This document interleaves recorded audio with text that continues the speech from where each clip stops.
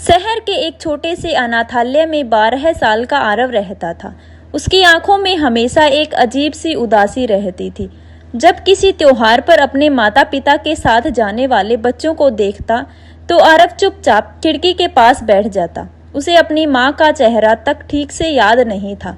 पिता कौन थे यह भी उसे नहीं पता था। बचपन में ही वह अनाथालय पहुंच गया था। एक दिन अनाथालय में एक दंपत्ति आया, विनय और मीरा। दोनों की कोई संतान नहीं थी। उन्होंने आरव को देखा। आरव ने सिर झुकाकर नमस्ते किया। मीरा ने प्यार से पूछा, बेटा हमारे साथ चलोगे? आरव ने कुछ पल उन्हें देखा और धीरे से पूछा, क्या आप मुझे हमेशा अपने पास रखेंगे? मीरा की आंखों में आंसू आ गए। उसने आरव को गले लगाकर कहा, हाँ बेटा, आज से तुम हमारे हो। आरव की आंखों में पहली बार चमक आई। उसे लगा जैसे उसकी जिंदगी को एक परिवार मिल गया हो। घर पहुंचते ही मीरा ने उसके लिए नए कपड़े खरीदे। विनय ने उसका स्कूल में दाखिला करवाया। घर में आरव के लिए एक कमरा सजाया गया। पहले कुछ महीने सब कुछ बहुत अच्छा रहा। मीरा उसे प्यार से खाना खिलाती, स्कूल छोड़ने जाती और रात में उसके साथ बैठकर पढ़ाई करवाती। विनय भी उसे अपने दोस्तों से मिलाते हुए कहता, ये मेरा बेटा आरव है। आरव के लिए इससे बड़ी खुशी कोई नहीं थी। वह मन ही मन सोचता था, अब मैं अनाथ नहीं हूँ, अब मेरा भी अपना घर है। लेकिन धीरे धीरे परिस्थितियां बदलने लगी। मीरा की एक रिश्तेदार कमला अक्सर घर आने लगी। उसे आरव का गोद लिया जाना बिल्कुल पसंद नहीं था। एक दिन उसने मीरा से कहा, तुमने किसी अनजान बच्चे को घर में ला तो लिया, लेकिन आगे चलकर यही बच्चा तुम्हारी संपत्ति का क्या करेगा, कभी सोचा है? मीरा ने कहा, वह अनजान नहीं है, वह मेरा बेटा है। कमला हंसकर बोली, खून का रिश्ता तो है नहीं।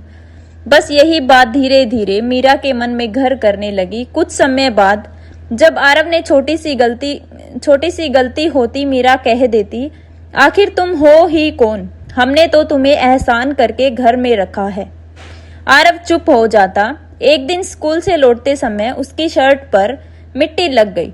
मीरा ने उसे डांटते हुए कहा, अपने असली माँ बाप का तो पता नहीं और यहाँ आकर हमारे घर के कपड़े खराब कर रही हो। आरव के हाथ से बैग गिर गया। उसने पहली बार महसूस किया कि जिस शब्द से वह खुद को सबसे ज्यादा दूर समझना चाहता था, वही शब्द अब उसके घर में उसके खिलाफ इस्तेमाल होने लगा था, अनाथ। वह रात भर रोया। सुबह मीरा ने उसके लिए नाश्ता बनाया, लेकिन आरव चुपचाप बैठा रहा। मीरा ने पूछा, क्या हुआ? आरव ने सिर झुकाकर कहा, माँ, क्या मैं सच में आपका बेटा नहीं हूँ? मीरा कुछ पल चुप रही, फिर बोली, हमने तुम्हें गोद लिया है, इसका मतलब यह नहीं कि तुम हमारे खून के हो। आरव के चेहरे की मुस्कान गायब हो गई। उस दिन से वह पहले जैसा नहीं रहा। वह घर में कम बोलने लगा। स्कूल से लौटकर सीधे अपने कमरे में चला जाता। लेकिन ताने यही खत्म नहीं हुए। कभी बिजली का बिल ज्यादा आता तो कहा जाता, तुम्हारे कारण घर का खर्च बढ़ गया है।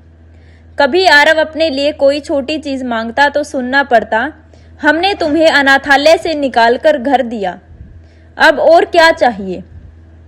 आरव हर बार चुप हो जाता। वह अपनी इच्छाएं दबाने लगा। एक दिन स्कूल में फीस जमा करनी थी।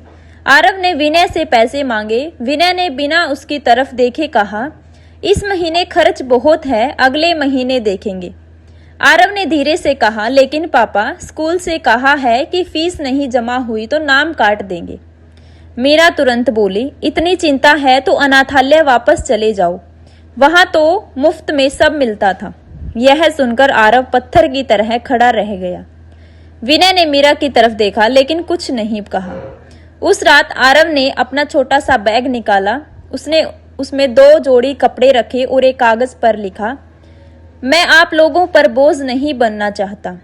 आपने मुझे घर दिया, उसके लिए धन्यवाद, लेकिन शायद मैं इस घर के लायक नहीं हूँ। सुबह वह घर से निकल गया। किसी ने उसे जाते हुए नहीं देखा। वह सीधे उसी अनाथालय पहुंचा जहां उसका बचपन बीता था। अनाथालय की संचालिका सरोज दीदी ने उसे देखते ही पहचान लिया। आरव, तुम यहाँ? आरव उनकी गोद में सिर रखकर रो पड़ा। उसने सारी बात बता दी। सरोज दीदी की आंखों में आंसू आ गए। उन्होंने कहा, बेटा, किसी ने तुम्हें गोद लिया था तो वह उनका प्यार था, एहसान नहीं। तुम किसी पर बोझ नहीं हो। उधर दोपहर तक जब मीरा को पता चला कि आरव घर पर नहीं है तो उसके पैरों तले जमीन खिसक गई। उसने आरव का कमरा देखा। बिस्तर पर उसका स्कूल बैग नहीं था, टेबल पर वह चिट्ठी रखी थी। मीरा ने चिट्ठी पढ़ी तो उसकी आंखों में आंसू बहने लगे। उसे याद आने लगा कि आरव पहली बार घर आया था तो कैसे उसके पैर पकड़कर बोला था, माँ क्या मैं आपको माँ कह सकता हूँ। मीरा फूट फूट कर रोने लगी। विनय ने भी चिट्ठी पढ़ी। वह बोला, हमने उसे घर तो दिया लेकिन घर जैसा प्यार नहीं दे पाए। दोनों उसी दिन अनाथालय पहुंच गए। आरव उन्हें देखकर पीछे हट गया। मीरा ने कहा, बेटा हमारे साथ घर चलो। आरव ने आंखें आंसू पोंछते हुए कहा, कौन सा घर माँ, जहाँ हर दिन मुझे बताया जाता था कि मैं अनाथ हूँ। मीरा के पास कोई जवाब नहीं था। वह उसके सामने बैठ गई और बोली, तुम सही कहते हो बेटा, हमने तुम्हें अपनाया जरूर था लेकिन तुम्हें दिल से अपनाए रखना भूल गए। मैंने दूसरों की बातों में आकर तुम्हें बार बार चोट पहुंचाई, मुझे माफ कर दो। आरव चुप रहा। विनय ने उसका हाथ पकड़ते हुए कहा, बेटा अगर तुम हमें एक मौका दोगे तो हम साबित करेंगे कि तुम हमारे लिए किसी एहसान का बदला नहीं बल्कि हमारे परिवार का हिस्सा हो। आरव ने पूछा, अगर मैं वापस आ गया तो क्या आप मुझे फिर से अनाथ कहोगे? विनय की आंखें भर आई। नहीं बेटा, क्योंकि जिस दिन तुम हमारे घर आए थे उसी दिन से तुम हमारे बेटे थे। गलती हमारी थी कि हम यह बात भूल गए। आरव ने मीरा की तरफ देखा। मीरा ने हाथ फैलाए। कुछ पल बाद आरव दौड़कर उसकी गोद में समा गया। दोनों रोते रहे। उस दिन के बाद घर में बहुत कुछ बदल गया। मीरा ने सबसे पहले कमला को घर बुलाकर साफ शब्दों में कहा, आरव मेरा बेटा है। उसके जन्म का फैसला मेरे हाथ में नहीं था लेकिन उसे अपना बेटा बनाना मेरा फैसला था। अब कोई उसे उसके अनाथ होने का ताना नहीं देगा। कमला चुप रह गई। विनय ने आरव के स्कूल की सारी फीस जमा की और उसके कमरे में एक नई नेम प्लेट लगवाई, आरव विनय शर्मा हमारा बेटा। आरव ने वह नेम प्लेट देखकर मुस्कुराते हुए पूछा, पापा सच में मेरा नाम यहाँ हमेशा रहेगा? विनय ने उसे गले लगाकर कहा, बेटा दीवार पर नाम मिट भी जाए तो कोई बात नहीं, हमारे दिल से तुम्हारा नाम कभी नहीं मिटेगा। समय बीतता गया। आरव बड़ा होकर एक सफल शिक्षक बना। उसने अपनी पहली कमाई से उसी अनाथालय में किताबें और पढ़ाई का सामान भेजा जहां उसका बचपन बीता था। सरोज दीदी ने पूछा, तुमने इतना सब क्यों किया? आरव मुस्कुराया और बोला, क्योंकि मैं जानता हूं कि किसी बच्चे को सबसे ज्यादा जरूरत पैसों की नहीं, अपनापन महसूस करने की होती है। उसने अनाथालय के बच्चों से कहा, याद रखना अनाथ होना आपकी पहचान नहीं है। आपकी पहचान आपके संस्कार, आपकी मेहनत और आपका दिल है।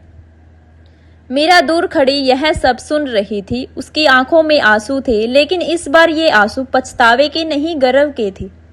उसे समझ आ चुका था, किसी बच्चे को गोद लेना आसान है लेकिन उसे हर दिन अपने दिल से स्वीकार करना ही सच्चे माता पिता बनना है। और आरव ने भी सीख लिया था कि परिवार सिर्फ खून के रिश्तों से नहीं बनता। परिवार वह होता है जहां किसी बच्चे को बार बार यह साबित ना करना पड़े कि वह अपना है।